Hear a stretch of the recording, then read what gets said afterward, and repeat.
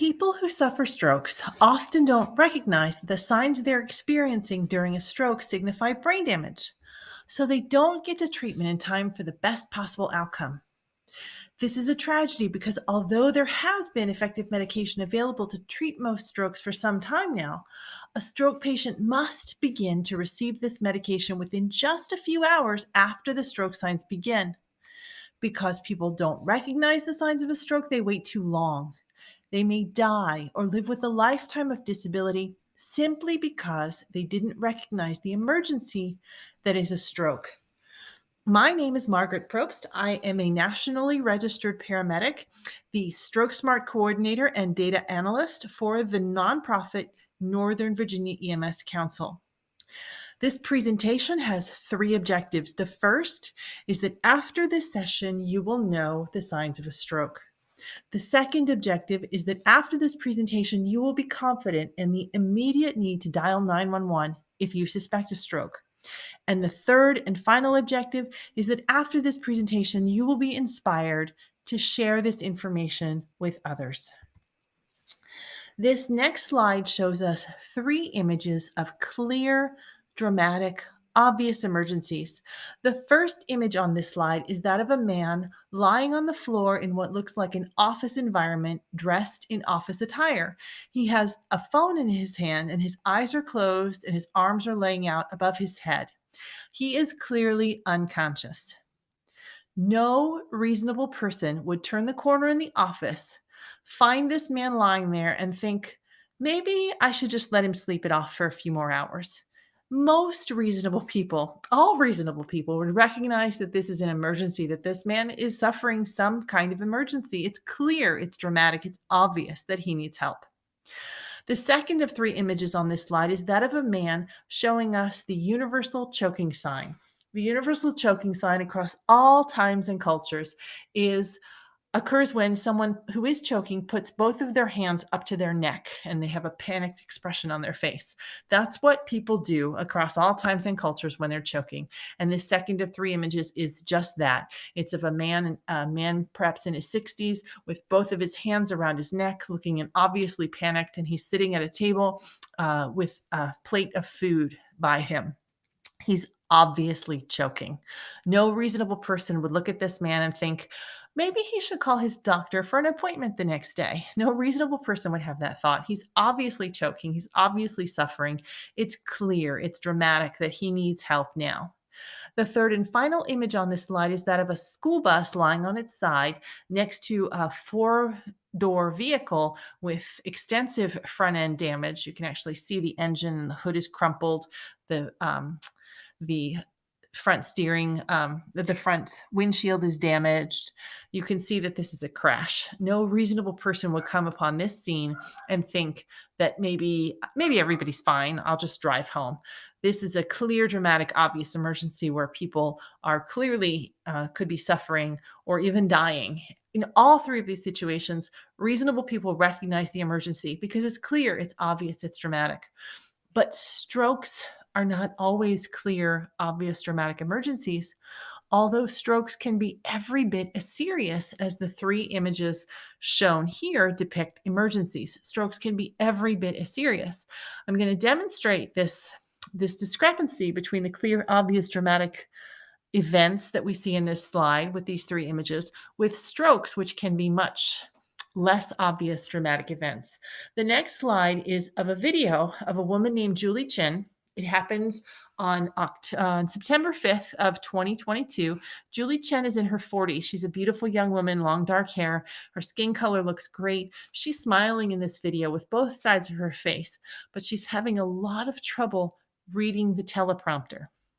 Julie Chen is displaying the signs of a stroke. Julie Chen, although she's able to speak clearly when she's not reading the teleprompter, is having a tremendous amount of trouble reading the teleprompter and speaking the words that she can read off of the teleprompter. That's a stroke sign.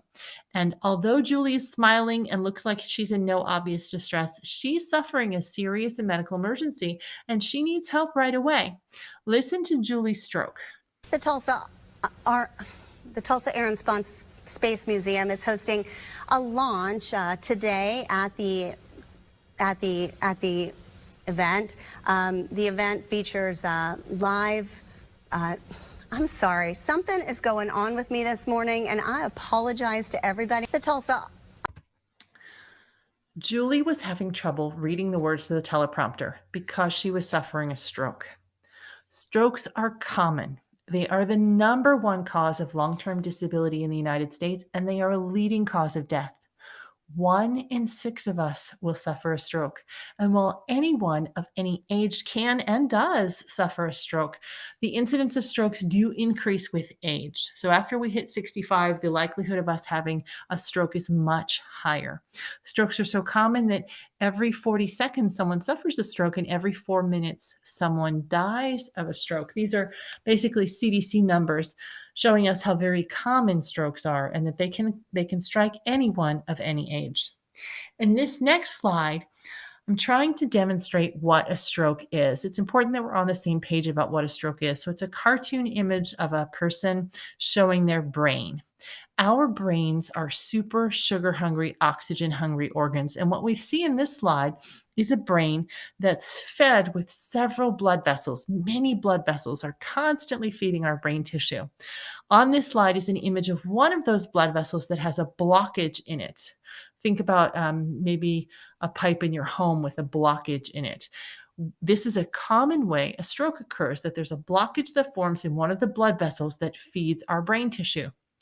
As soon as that blood vessel gets blocked or clogged, the brain tissue that was being fed from that vessel immediately begins to die.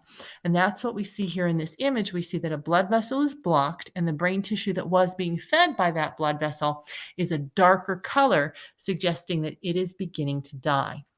As soon as the blood vessel gets blocked, brain tissue begins to die. Brain damage is actually occurring. This next slide is that of an animation. It shows a nice wide open blood vessel that's pulsating with red blood cells flowing freely through it. This animation shows us a clear, open blood vessel with blood cells flowing freely without any obstruction. And this is what should be happening in a nice, healthy body. You can actually feel your pulse happening. You can feel your brain being nourished with this free-flowing blood if you take 2 fingers and put them on the side of your neck. Just one side of your neck, that's one of your arteries. That's called the carotid artery, that's pulsating and sending blood up to your brain. And this animation shows us what that artery should look like, that blood vessel should look like, nice and open with free-flowing, unobstructed red blood cells flowing easily so the brain tissue can be constantly nourished without any problems. This next animation shows us a blood vessel that is slowly being blocked. It has some buildup on the sides of the blood vessel walls. And we can see in this animation that the blood is flowing freely at first, but then it starts to slow down because of the blockage. And eventually the blood flow stops. This is one of the common ways a stroke occurs, that the blood flow interruption occurs in the blood vessel from a blockage that's forming inside the blood vessels themselves. As soon as that blood flow stops, brain damage begins. We have tissue death, we have cell death in the brain. Brain damage is occurring. This is a stroke. This next image is that of a cartoon image of a brain, showing us that different parts of the brain control different functions in our body. So the part of the brain that's in the front of our brain is called the frontal lobe, and it tends to control speech production, for example. If the blood flow interruption happens in that part of the brain, we might suddenly be unable to speak clearly. We might start speaking with slurred speech, or we might start speaking gibberish altogether, or just being unable to find our words. So depending on where the blood flow interruption occurs in the brain, the patient will experience different signs, different stroke signs. The base of the brain is colored a brown color, the cerebellum. If the blood flow interruption happens in the base of the brain, the cerebellum, the patient might experience sudden onset balance problems. All of a sudden, they're dizzy, unable to stand upright for some unknown reason. The back of the brain is colored purple in this slide, and that's the occipital lobe that tends to control our vision. If the part of the brain that experiences the blood flow interruption is in that part of the brain, the occipital lobe, if the blood flow interruption happens in the back of the brain, the occipital lobe, the patient might experience sudden onset vision changes. So all of a sudden they see double vision or blindness in one or both eyes, or all of a sudden maybe everything turns a different color. So, sudden onset vision changes can occur if the blood flow interruption happens in the back of the brain. The point of this slide, with all the different parts of the brain colored different colors, is to emphasize that stroke signs are different depending on the part of the brain where the blood flow interruption is occurring, which tends to make spotting a stroke different because the signs can be different for every person, all depending on where the blood flow interruption is occurring. In this next slide, we see an image with three images of patients who've been asked to smile. And in all three of these cases, the patients are only able to smile with half of their face. So when a person who's not suffering a stroke smiles, both corners of their mouth tend to rise, and both eyes above those corners of the mouth tend to crinkle up. On this image, we see that only one side of the patient's mouth is able to rise and only one eye is able to crinkle up in response to that smile. So this is a common stroke sign. About 60 to 70% of stroke patients will experience this one-sided facial drooping or body weakness.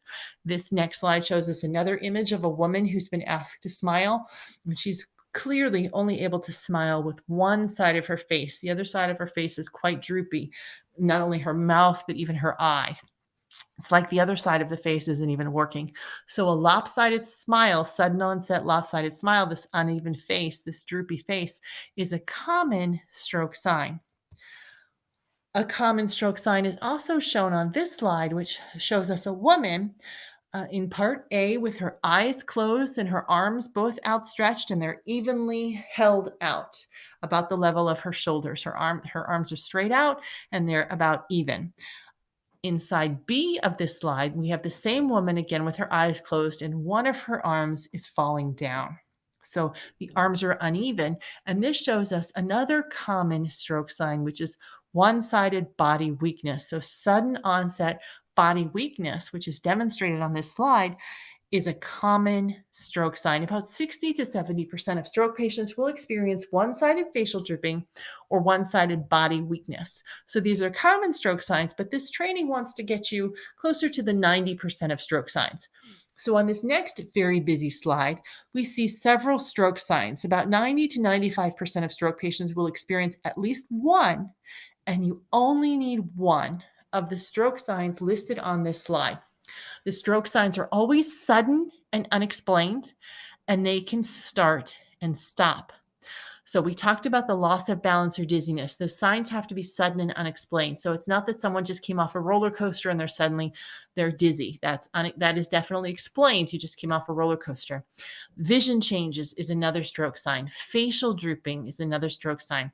The body weakness on one or both sides. Again, the signs are sudden and unexplained. So many of us have had the experience of taking a nap, for example, and you wake up, and because you were sleeping on your arm, the arm is numb, tingly. It's very much like a stroke, that one-sided body weakness. But because you were sleeping on it funny, that's why the arm is weak. And as the seconds tick by, it's getting better. So that would not be a stroke, because remember, stroke signs are sudden and unexplained. And then the last sign listed here is difficulty understanding or forming words. It's so important to remember that you only need one of these stroke signs to suggest a stroke, that stroke signs are sudden and unexplained, and they can even start and stop. So I've just given you about 90 to 95% of patients will experience one of those stroke signs, and an easier way to remember all that is shown on this next slide. If we think about the acronym B FAST, BE for the word be, and FAST for the word fast. In the context of a stroke, we want to remember the acronym B FAST. The B is for balance, sudden onset balance problems. The E is for the eyes, sudden onset vision changes.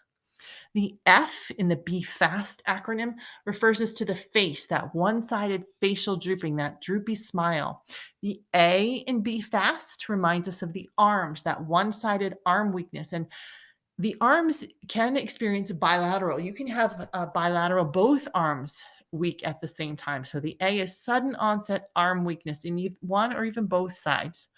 The S in the BFAST acronym refers to speech. Sudden onset speech changes, anything from slurred speech to the inability to understand speech to the inability to produce anything other than gibberish or even speech at all. And finally, the T in the BFAST acronym leads us to time. If the patient has any one of these BFAST stroke signs, the T is for time. It is time to call 911. You're going to see the second of 3 strokes in this presentation.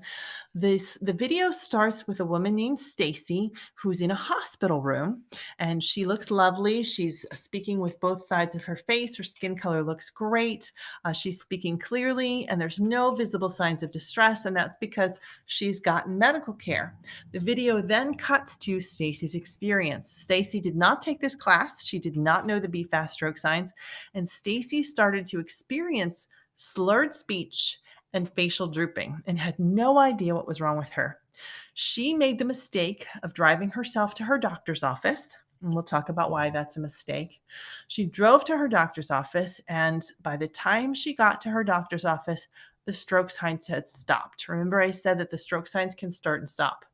Stacy explains her stroke signs to her doctor, who diagnoses her with just being really stressed out. He tells her to breathe deeply and manage her stress. Stacy leaves her doctor's office in the car in the parking lot. The stroke signs return.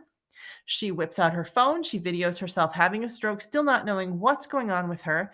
She drives to another healthcare facility with that video in hand, and she's diagnosed with having a stroke. Stacy experienced this over 3 days.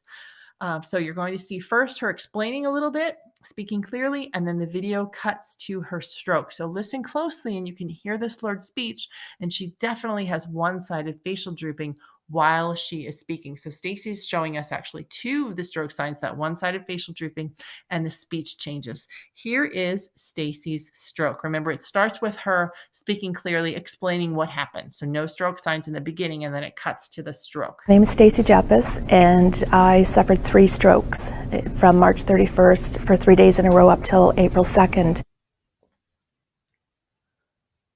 It's all tingly on the left side, on the left side. The doctor said to breathe in, breathe out, manage stress, and I'm trying. I don't know why this is happening to me. It happened this morning again.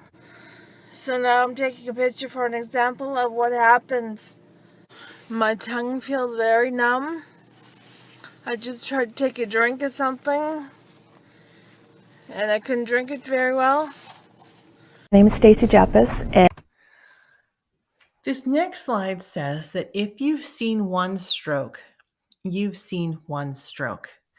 Every stroke can present differently. Remember, it all goes back to the part of the brain that's suffering the blood flow interruption. With Stacy, we were able to hear the slurred speech, and we saw her facial drooping. Even people who suffer multiple strokes over their lifetime can have different signs with each stroke. So every stroke can be different. It's important to remember that. The patient only needs one of the BFAST stroke signs. Even if the stroke signs come and go, it's still enough to suggest a stroke. You're going to see your third and final stroke today. This is of Congressman Dr. Ron Paul, who suffered a stroke during an interview. Congressman Dr. Ron Paul is exhibiting some stroke signs that we can hear, but then he's also showing us massively droopy face. All of a sudden, the beginning of the video, his face is equal, and then as the seconds tick by, it's very fast. The left side of his face, it just falls down. It's incredibly droopy on the left side of his face. He has no control, no muscle control at all on that side of the face. It's a very fast occurrence. And that's another thing to take away from this. Strokes happen in an instant. This video does loop through twice. So while you're listening, I encourage you to really pay attention to his words. It will not be difficult to hear the stroke happening. And his face is drooping extensively. It's a very obvious change in his face. Here we go. Your third and final stroke. Liquidated. We have to get rid of that. That's a burden. We can barely this. We can't buy it.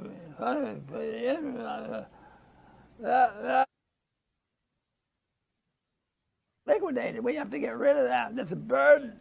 We can barely this. We can't buy it.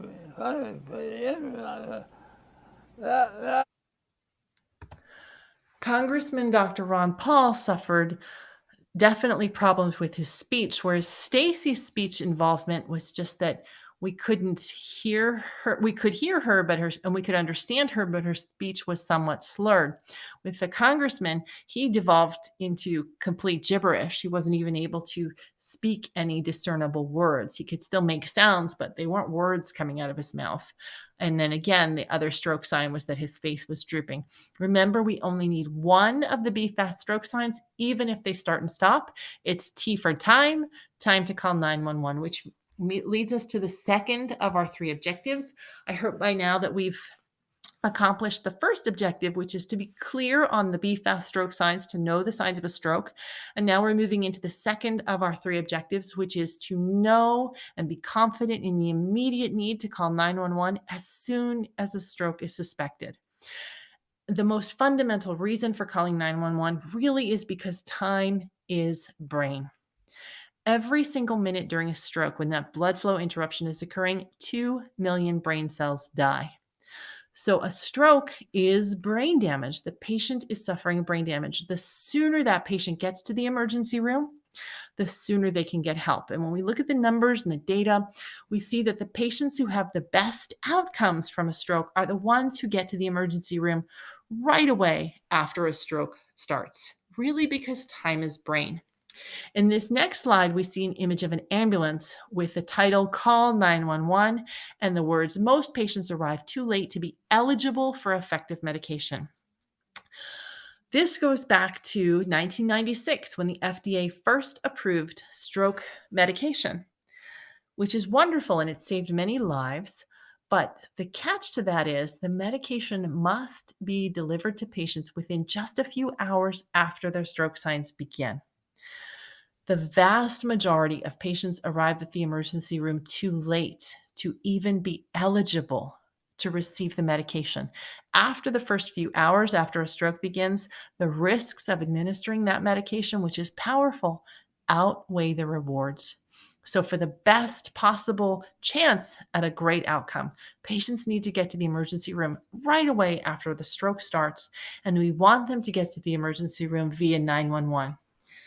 Many times in my career as a paramedic, I've been called to the scene of a car crash. And what we see here on this next slide is an image of a woman who looks to be unconscious and unresponsive, strapped to some equipment to be carried into the ambulance. She's not moving. She's still, it looks like she's not even able to respond.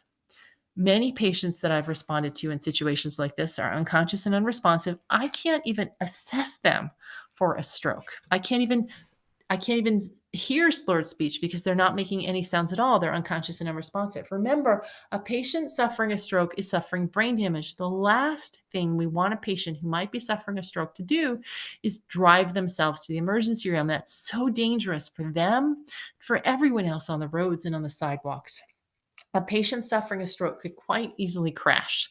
And then there goes your short time window to get to treatment, because not only are we busy fixing any trauma that was created, that you created when you drove, we can't even assess you for a stroke.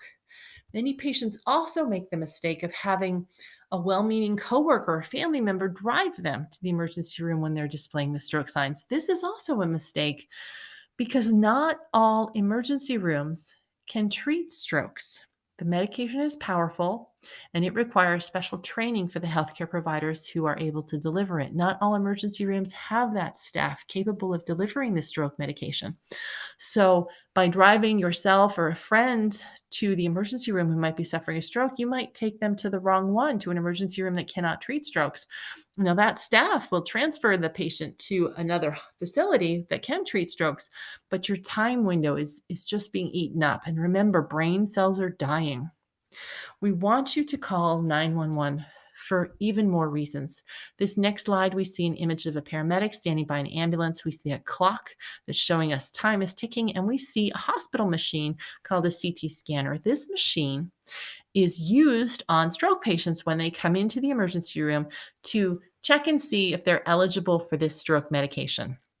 When I'm with a patient in their home or even in their driveway before we've left their home, I'm calling the emergency room, telling them that I'm bringing in a patient. As soon as the emergency room staff hears that EMS is bringing in a stroke patient, that emergency room staff activates the hospital's internal stroke team. That means that the emergency room is putting a call out to the hospital to bring all the doctors and nurses who are trained to treat strokes down to the emergency room to meet the stroke patient when we arrive. That doesn't happen when you drive yourself or have a friend drive to the emergency room. There's no advanced warning. There's no advanced preparation. The hospital's also clearing out that CT scanner. They're getting whatever patient might have been in there out of there so that it's empty and ready to go for you who are suffering this time-sensitive emergency. That doesn't happen when you drive yourself or have a friend drive you. And lastly, it's only happened a few times in my whole career, but it does happen that sometimes these machines go down, say for maintenance, for example. When that happens, dispatch will tell the paramedics on the street that the CT scanner's down. So the paramedics know not to bring a patient to that hospital, but to take the patient to the next closest facility if that patient might be suffering a stroke. You won't know that if you drive yourself or a friend to an emergency room. You won't know that the machine's not available right now. And when time is brain in the setting of a stroke, every minute counts. EMS personnel will get you to the correct hospital in a timely, safe manner. This last slide shows us a hospital bed with a quote taken from a study performed in 2018. And it says the lifetime cost of stroke, i.e. inpatient care, rehab, and follow-up, is $140,048. So that's the average. That's an average cost, which I've given this presentation to many people and they say that cost is too low. The point is we're talking $140,000 to care for a stroke patient, just in the cost. That says nothing of the cost of lost wages, lost contributions to society. And the point with this is an ambulance ride may cost some money, but that money, the amount of that money, pales in comparison to the cost of a stroke. The patients who have the best outcomes from strokes are the ones who get to the emergency room right away after a stroke happens, and the best, safest way to ensure that happens is by calling 911. So we don't ever want cost to be a factor of why a patient doesn't call 911, because the cost of having the stroke and recovering from the stroke is so much higher than the cost of the ambulance bill. And getting to the emergency room right away via 911 gives you the best possible outcome from that stroke. Now we're going to move on to the third and final objective. The first objective was for you to know those be fast stroke signs. The second objective was for you to know to call 911 as soon as you suspect a stroke. And the third objective is to inspire you to teach this information forward. This next slide shows a pie chart, which is indicative of data from one study performed in 2000, but is really indicative of many, many studies. It's really the same result over and over again. We see that only about 38% of confirmed stroke cases activated EMS.